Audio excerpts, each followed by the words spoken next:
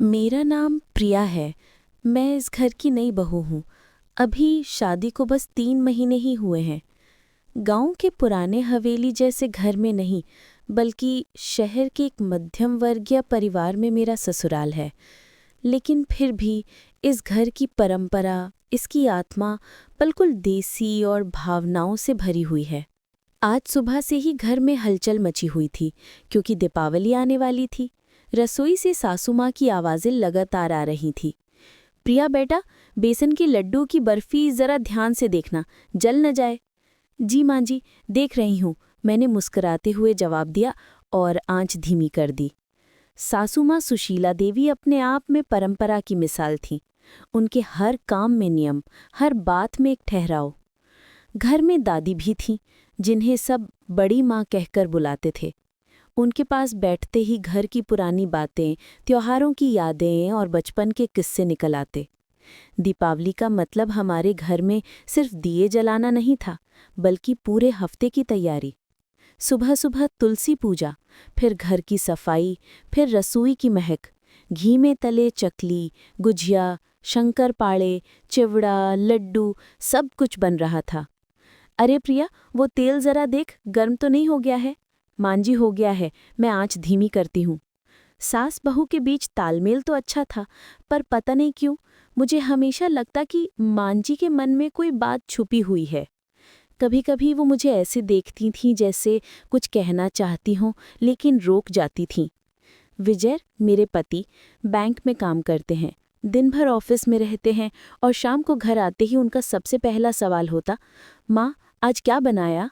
मुझे हंसी आती कि उनके लिए घर की सबसे बड़ी खुशी माँ के हाथ का खाना ही है। शाम को चाची और ननद नंदिनी भी आई। घर में दीपावली का माहौल और रंगीन हो गया। नंदिनी मुझसे हंसते हुए बोली, भाभी, इस बार दिया सजावट मैं नहीं करने दूंगी, आप तो सब परफेक्ट कर देती हैं। अरे नहीं, मिलकर करेंगे तो मजा आएगा ना। हम दोनों ने मिलकर दियों की कतारें लगाईं। दादी ने पूजा की थाली सजाई और धीरे धीरे घर में सुगंध फैल गई। पर मेरे मन के किसी कोने में अब भी एक सवाल था कि मांझी को छुपा क्यों रही हैं। कभी कभी वो अचानक उदास हो जाती, कभी रसोई में खड़े होकर चुपचाप पल्लू से आंखें पोंछ लेती। एक बार मैंने देखा, वो पुराने कपड़ों के साथ कुछ पुराने कागज भी अलग रख रही थी, जैसे किसी की यादों को दफनाना चाहती हूँ। पूरे घर में दिए जल चुके थे। सभी ने नए कपड़े पहने। मांझी ने पूजा की आरती की। मैंने मिठाई परोसी और सबको नमस्ते की। दादी बोली, अरे प्रिया, तू तो लक्ष्मी लग रही है आज। मैं शर्मा गई। खाना खाने के लिए सब एक साथ बैठे। मैंने पराठे, आलू मटर, दाल और बेसन लड्डू परोसे। विजय ने हंसते हुए कहा, माँ, बहू का हाथ इतना अच्छा है, अब बाहर का खाना तो भूल गया मैं। सासू माँ बस मुस्कुराईं, पर उनकी आंखों में कुछ चमक और हल्की बेचैनी साथ साथ थी। खाना खाने के बाद जब सब उठ गए, तब मैंने देखा कि सासू माँ रसोई में अकेली बैठी हैं। मैंने पूछा, माँ जी, आप थक गई हैं? चलिए मैं बर्तन धो दूँ? उन्होंने धीमी आवाज़ में कहा, नहीं बेटा, तू जा, आराम कर ले, बस थोड़ी देर बैठी हूँ। उनकी आवाज़ में कंपन था। मैं कुछ बोल पाती इससे पहले उन्होंने धीरे से कहा, प्रिया, तू बहुत अच्छी है, बिल्कुल तेरी माँ जैसी। मैं चौंक गई। मेरी माँ? मैंने पूछा, आप मेरी माँ को जानती थी? माँ जी कुछ पल चुप रहीं, फिर उन्होंने सिर झुका लिया। हाँ बेटा, जानती थी। तेरी माँ मेरी सबसे प्यारी सहेली थी। मैं अवाक रह गई। क्या आप दोनों सहेलियां थी? उन्होंने सिर हिलाया। हम दोनों ने एक साथ कॉलेज किया था। तब तेरे पिता भी उसी कॉलेज में पढ़ते थे और तेरी माँ उनसे प्यार करती थी। मैं तो उनके राज की रखवाली करती थी। पर एक दिन ऐसा कुछ हुआ कि हम दोनों के रास्ते हमेशा के लिए अलग हो गए। मैं सुनती रह गई, जैसे कोई पुरानी किताब मेरे सामने खुल रही हो। लेकिन माँ जी, आपने ये सब मुझसे पहले क्यों नहीं कहा? उन्होंने कहा, कुछ बातें वक्त आने पर ही कही जाती हैं प्रिया, और अब वो वक्त शायद आ गया है। इतना कहकर वो उठी और अलमारी से एक छोटा सा लिफाफा निकाल लाईं। वो पुराना पीला सा कागज था। उन्होंने कहा, ये तेरी माँ ने मेरे पास छोड़ा था। कहा था कि जब तेरी शादी हो जाए तभी देना। मैंने कांपते हुए लिफाफा खोला। अंदर एक पत्र था। उसमें लिखा था, मेरी प्यारी प्रिया, अगर तू ये पढ़ रही है तो समझ ले कि मैं तेरे पास नहीं हूँ, पर मेरी एक इच्छा है कि जिस घर में तू जाएगी वहाँ की औरतों को हमेशा अपनी माँ समझना।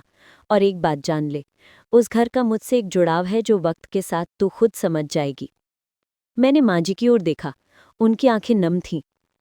क्या मतलब है इसका माँ जी? उन्होंने बस इतना कहा, प्रिया, वो जुड़ाव तेरे पिता और तेरे ससुर के बीच था, पर ये कहानी अभी अधूरी है। रात के 12 बज रहे थे। घर के सभी लोग सो चुके थे, लेकिन मेरी नींद जैसे कहीं खो गई थी। माँ जी के शब्द मेरे कानों में बार बार गूंज रहे थे। तेरे पिता और तेरे ससुर के बीच एक जुड़ाव था। क्या मतलब था इसका?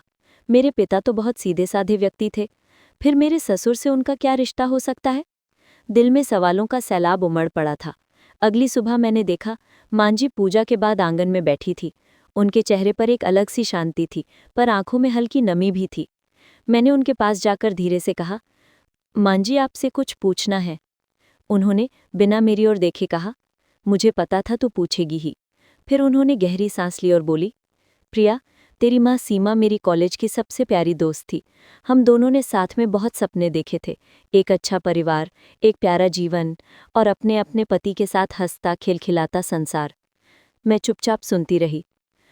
पर एक दिन कॉलेज में एक लड़का आया, अरविंद। सीमा उसे पसंद करने लगी और अरविंद भी उसके लिए दीवाना था। वो दोनों एक दूसरे के बिना रह नहीं सकते थे, पर किस्मत ने शायद कुछ और ही लिखा था। क्या हुआ फिर? मैंने पूछा। माँ जी बोली, सीमा और अरविंद की शादी होने वाली थी, लेकिन अरविंद के घरवालों ने रिश्ता तोड़ दिया, क्योंकि सीमा का परिवार गरीब था। सीमा टूटी नहीं, पर बदल गई। उसने फिर तेरे पापा से शादी कर ली, जो बहुत अच्छे इंसान थे। मैंने गहरी सांस ली। मतलब मेरे पापा वही थे जिन्होंने उन्हें संभाला? हाँ, लेकिन कहानी यहीं खत्म नहीं होती बेटा। माँ जी की आवाज़ धीमी हो गई। उन्होंने आगे कहा, कुछ साल बाद मेरी भी शादी हुई, और तू जानती है ना किससे? मैंने धीरे से कहा, मेरे ससुर जी से? हाँ, वही अरविंद। मेरी सांसें रुक गईं। क्या? आप कह रही हैं कि मेरे ससुर वही अरविंद है जो कभी मेरी माँ के प्रेमी थे? माँ जी ने सिर झुका लिया। हाँ प्रिया, और शायद इसी वजह से किस्मत ने तुझे इस घर में लाकर बिठा दिया। तेरी माँ ने शायद अंदाज़ा लगा लिया था कि किसी दिन हमारी किस्मतें फिर से एक जगह जुड़ेंगी। मैं सन्न रह गई। अब समझ आया कि उन्होंने कल क्यों कहा था, तेरी माँ जैसी है तू। मैंने पूछा, माँ जी, क्या ससुर जी को ये सब पता था? उन्होंने कहा, हाँ, और इसलिए वो हमेशा थोड़ा दूर दूर रहते थे। वो सीमा को कभी भूल नहीं पाए, पर उन्होंने मुझसे कभी बेवफाई नहीं की। उन्होंने मुझे हमेशा सम्मान दिया, और जब तू इस घर में आई तो उन्हें लगा जैसे उनकी पुरानी गलती का प्रायश्चित मिल गया। मेरे आंखों से आंसू निकल आए। मैंने धीरे से कहा, माँ जी, तो ये सब आप मुझे क्यों बता रही हैं? उन्होंने कहा, क्योंकि अब वो लिफाफा खुल चुका है और अब सच छिपाने का कोई मतलब नहीं रहा। फिर उन्होंने मैंने एक पुराना फोटो निकाला जिसमें मेरी माँ, मेरे पापा और वही अरविंद मेरे ससुर कॉलेज के दिनों में मुस्कुरा रहे थे। देख बेटा, कभी कभी रिश्ते खून से नहीं, यादों से बनते हैं। तेरी माँ मेरे दिल में आज भी जिंदा है, और तू उनके जैसी ही है, सहनशील, संयमी और सबको जोड़ने वाली। अगले दिन भाई दूज का त्योहार था। घर में मिठाइयाँ बन रही थीं, दिए फिर से जल रहे थे, पर इस बार मेरे मन का दिया कुछ और ही चमक दे रहा था। मैंने माँ जी के पैर छुए और कहा, माँ जी, अगर आप चाहें तो इस दीपावली पर एक नई शुरुआत करें। उन्होंने पूछा, कैसी शुरुआत? मैं बोली, जो अतीत में अधूरा रह गया उसे अब प्रेम और विश्वास से पूरा करें। आप और पापा के बीच जो दीवार थी उसे गिरा दें। आपके पास एक परिवार है, बेटा है, बहू है और दादी हैं, यही सबसे बड़ा दीपक है। माँ जी की आंखें भर आईं। उन्होंने मेरा चेहरा पकड़कर कहा, तेरी माँ ने शायद यही चाहा था कि उसकी बेटी मेरे घर की रोशनी बने। शाम को जब सब पूजा के लिए तैयार हो रहे थे, दादी ने अचानक कहा, अरे प्रिया, वो लिफाफा तो पूरा पढ़ा नहीं ना तुमने? मैं चौंकी, क्या उसमें और भी था? दादी मुस्कुराई, हाँ, उसके पीछे कुछ लिखा था, तेरे पापा ने जोड़ा था। मैंने वो लिफाफा फिर खोला। पीछे की तरफ लिखा था, सुशीला, अगर कभी मेरी बेटी तेरे घर आए तो उसे बताना कि मैंने तुम्हें और अरविंद को दोनों को माफ़ किया। जिंदगी में गलती किसी से भी हो सकती है, पर सच्चे रिश्ते वही हैं जो टूटकर भी जुड़ जाते हैं। मेरे हाथ कांपने लगे। माँ जी ने वो पत्र पढ़ा और उनकी आंखों से आंसू बह निकले। सीमा ने तो हमेशा बड़ी सोच रखी थी। उन्होंने धीमे से कहा, काश मैं उस वक्त ये समझ पाती। मैंने उनका हाथ पकड़ा। माँ जी, अब वक्त है सब माफ करने का। रात को जब सब दिए जल गए, विजय ने मेरे पास आकर कहा, प्रिया, माँ बहुत खुश लग रही हैं आज, तूने कुछ किया है क्या? मैं मुस्कुरा दी। बस दीपावली की असली सफाई कर दी, दिलों की। विजय ने प्यार से मेरा हाथ थाम लिया।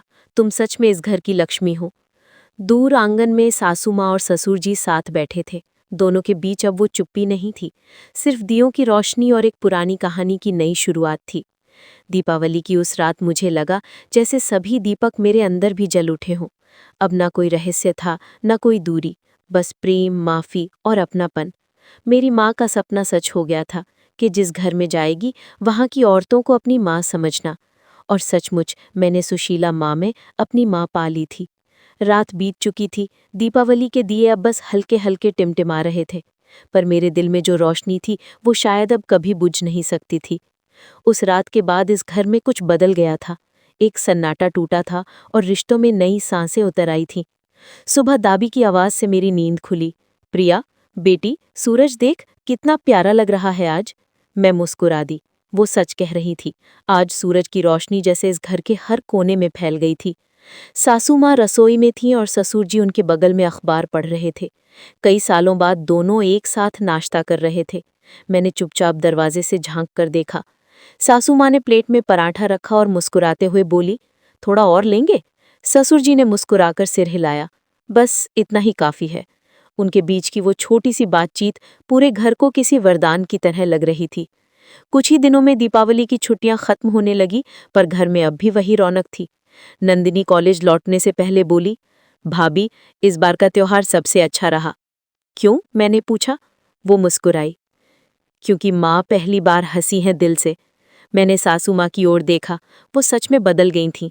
अब वो सिर्फ परंपरा की पक्की औरत नहीं, बल्कि एक माँ थी जो अब अपने अतीत को पीछे छोड़ चुकी थी। एक शाम मैं अपने कमरे में कपड़े अलमारी में रख रही थी कि पुराने लिफाफे से एक छोटी सी मुड़ी हुई चिट्ठी गिर गई। वो वही पत्र था जो माँ ने छोड़ा था, पर इस बार उसके अंदर कुछ और लिखा था। शायद किसी ने उसमें बाद में कुछ जोड़ा था। कागज पर लिखा था, प्रिया, अगर कभी तेरी सास को ये एहसास हो जाए कि मैंने और तेरे पापा ने जो रिश्ता अधूरा छोड़ा वो तू पूरा कर रही है, तो समझना मेरी आत्मा को शांत। मैं रो पड़ी। अब मुझे समझ आया, दीपावली की असली रोशनी दियों में नहीं, दिलों में जलती है। कुछ दिन बीते। एक सुबह माँ जी ने कहा, प्रिया बेटा, आज डॉक्टर के पास चल। क्यों माँ जी? वो बोली, तू पिछले कुछ दिनों से थकी थकी लग रही है। मैंने हंसते हुए कहा, बस काम ज्यादा है माँ जी। लेकिन उन्होंने जोर दिया तो मैं और विजय दोनों डॉक्टर के पास गए। डॉक्टर ने रिपोर्ट देखकर मुस्कुराते हुए कहा, बधाई हो, आप माँ बनने वाली हैं। मेरा दिल धड़क उठा। मैंने विजय की ओर देखा। उसकी आंखों में आंसू थे। वो बोला, प्रिया, ये तो सबसे बड़ा तोहफा है इस दीपावली का। घर लौटकर जब हमने ये खबर सुनाई, सासू माँ की आंखों में आंसू थे, लेकिन इस बार खुशी के। वो बोली, तेरी माँ जहाँ भी होगी आज बहुत खुश होगी। तेरे आने से जो घर टूटा था वो अब पूरा हो गया है। अगली दीपावली आई। इस बार घर में एक और दिया जला। मेरी गोद में हमारे छोटे बेटे का चेहरा। उसका नाम हमने रखा आरव। माँ जी ने कहा, तेरे ससुर का नाम भी अरविंद था, अब उसकी याद इस छोटे में जीवित रहेगी। पूरे घर में हंसी खुशी का माहौल था। दादी ने बच्चे को गोद में लेकर कहा, देखो, अब ये घर सच में पूरा हो गया है। विजय ने कहा, प्रिया, तूने हमारे घर को जो दिया वो किसी चमत्कार से कम नहीं। मैंने बस मुस्कुरा दिया, क्योंकि मैं जानती थी ये चमत्कार मेरी माँ की दुआ का असर है। रात को सब दिए जलाए गए। सासू माँ मेरे पास आकर बोली, बेटा, इस बार पूजा तू ही करेगी। मैंने हाथ जोड़कर दीपक उठाया। पूरा घर रोशनी से भर गया।